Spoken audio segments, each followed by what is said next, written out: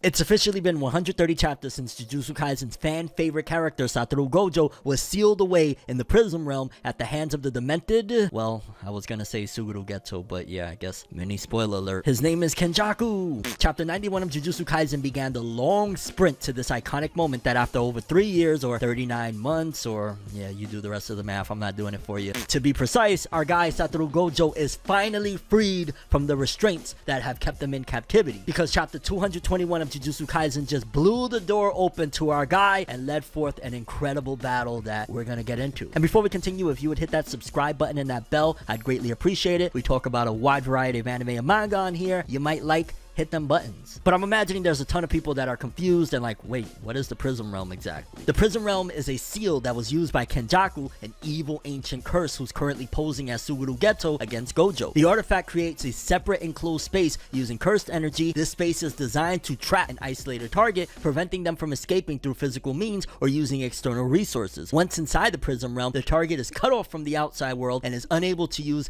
any external help to escape. The Prism Realm itself is visually striking and ominous space with a deep and eerie blue coloration. It appears as a completely enclosed space with walls that are formed from the sorcerer's cursed energy. The walls of the Prism Realm are incredibly strong and can't be broken through by normal means, making it nearly impossible for the trapped target to escape. And inside the Prism Realm, time seems to pass differently than in the real world. The space is devoid of any external stimuli and the target is completely isolated and alone with their thoughts. This psychological isolation can be just as dangerous as the physical confinement, as the target can quickly lose their grip on reality and spiral into madness. Overall, the Prism Realm is a powerful and intimidating artifact that serves as a potential eternal prison to whomever it traps. It is a space that evokes a sense of unease and dread, visually representing the power and isolation that it provides. And according to the manga, Satoru Gojo was trapped within that for roughly 19 days. Ever since the Shibuya incident arc anyway, where he was pretty much tricked into it. And while Gojo was trapped within this sphere, a lot of shenanigans, to say the least, went down within the story of Jujutsu Kaisen, leading all the way up to the Culling Game arc. Because despite the fact that arguably in the real world, the author Kenjaku probably used this as a plot device to remove Gojo from the story because, yeah, homie is a little bit too hot.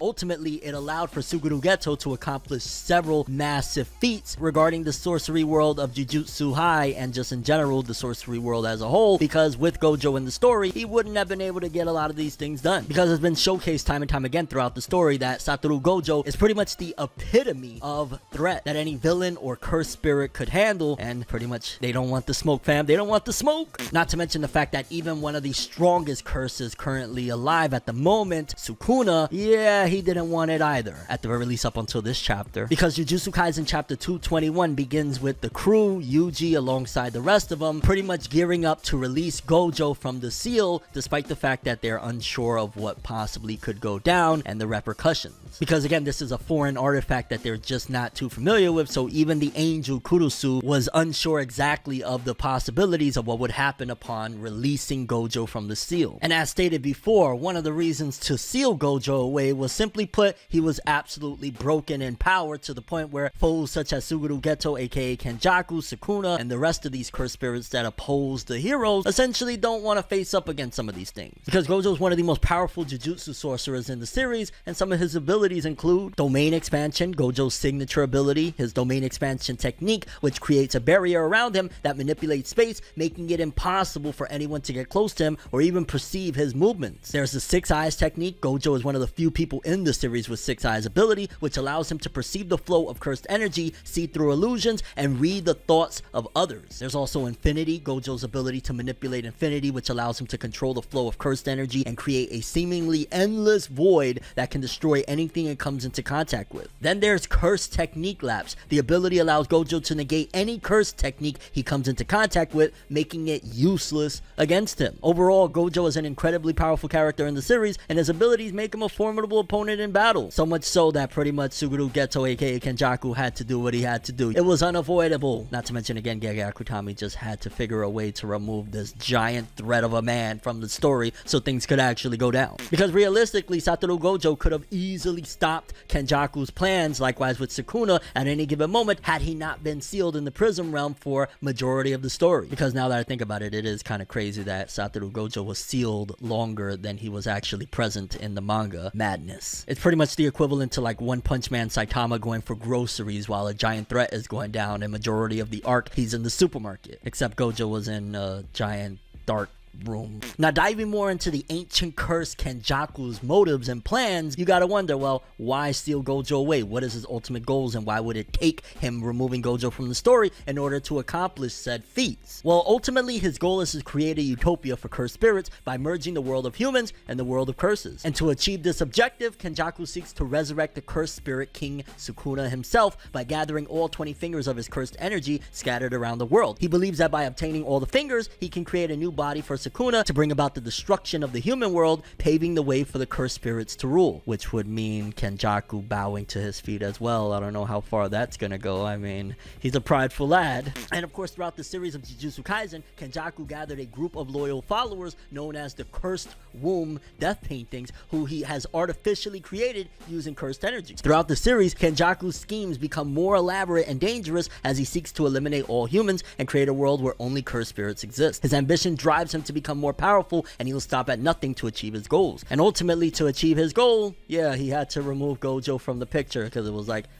either that or having to tango with him, which I don't think he really wanted any of that smoke. Although it is something to note that with chapter 221 of Jujutsu Kaisen, Kenjaku definitely seemed a lot more confident in his ability to take on Gojo than prior to. And a lot of that confidence could be attributed to the fact that he achieved a goal of merging with Tengen. Because one more step in his plan to merge the worlds of humans and curses, he needed the power of the entity known as Tengen, who is the guardian of the balance between the two worlds. Tengen, a powerful cursed spirit with the ability to manipulate the flow of cursed energy, he was bound by a powerful seal which prevented him from interfering with the world of humans or curses. However, Kenjaku was able to manipulate the circumstances and create an opportunity to merge with Tengen, giving him access to this immense power. Yeah, essentially he was in a life or death battle that even Choso couldn't keep up with him. It was absolute madness. To merge with Tengen, Kenjaku used a technique which involved creating a giant cursed object using the remains of cursed spirits. He then entered the cursed object and merged with Tengen, effectively taking over his body and gaining control of the powers. And by doing so, pretty much made him even almost invincible, making him a formidable opponent for the protagonist, and even ready to throw down with Gojo, which is still like, I can't even believe this right now. However, his ultimate plan to merge the two worlds would bring about the destruction of humanity and reign of the cursed spirits, so by chapter 221 it was about time that Gojo showed up to put a stop to this nonsense. Like, fam, enough is enough already. Let's throw hands. You must be stopped immediately. And that's not even taking into account the other half of the dilemma that Gojo faces, and that's a certain part of Kenjaku's plan requires him utilizing Sukuna, and of course Sukuna has his own ambitions as well. Because during the course of Jujutsu Kaisen, Sukuna was able to body hop essentially from Yuji's body to Megami Fushiguro, and that also gave him a little bit of leverage and a bit of a power-up, which was very much so foreshadowed from the very beginning of the series when Gojo first threw down with Sukuna. Because Sukuna and Gojo have a complex antagonistic relationship. Sukuna being a powerful cursed spirit and Gojo being one of the most powerful Jujutsu sorcerers in the series, yeah, they were bound to go at it. Essentially, Sukuna sees Gojo as a threat as he possesses the rare and powerful Six Eyes ability, which allows him to see and understand the flow of cursed energy. Sukuna is weary of anyone who could potentially pose a challenge to his dominance over the world of curses, so Gojo being that dude, he had to pull up on him. However, over time, their relationship became more complicated. You could throw the argument that to a certain degree, Sukuna respected Gojo's strength and skill and recognized him as a worthy opponent. And essentially, in the grand scheme of things, they were bound to throw down because in order for Sukuna to reign supreme, Gojo is one of the last things that is stopping him. And we can't forget that leading up to the unsealing of Satoru Gojo in chapter 221, it was referenced that time stood still within the sphere, but it's a possibility that Satoru Gojo could have returned from the Prism Realm a hot mess. Because at the time, it wasn't known what would happen to somebody being trapped in there, especially considering it was 19 days from the day of Halloween that Satoru Gojo was sealed within there. So it's safe to say that we lucked out that Gojo came out kicking major tail off rip, because it could have very well either felt like a blink of an eye in there, or equally possible that it felt like waiting 100 years, as stated by the parasite within Kurusu, Angel. And there there was also the possibility that Satoru Gojo's mental state could have been deteriorated as well, because again, depending on the time that it felt like to the person that was in captivity, it might have been a bad situation. And following Gojo being unsealed with Jacob's ladder, despite the fact that Tengen being merged with Kenjaku ultimately gave him the knowledge of essentially the back of the prism being a problem, because the back of the prism realm essentially would keep even Gojo sealed within it. Gojo's first stop, aka the first place that he pulled up on, was Kenjaku. And with a fierce look in his eyes, Gojo was ready to throw down like never before. However, Kenjaku's confidence can't be completely attributed just to his powers now that he is fused with Tengen, because upon arrival, the first person to meet Gojo in combat is actually Sukuna within Megumi's body. Even referencing back to earlier in the series where Sukuna threatened Gojo that after I take this brat's body for myself, you'll be the first person I kill. Even though he was actually talking about Yuji's body, but he even clarifies that and says, well, it was this body, you know, it was somebody's body. And during the battle, Urame, who couldn't possibly dare to see somebody such as Gojo put their hands on their beloved Sukuna, ultimately enters the battle and is quickly dealt with because it's Gojo. Gojo sends Urame flying with a singular punch, and it was pretty freaking epic.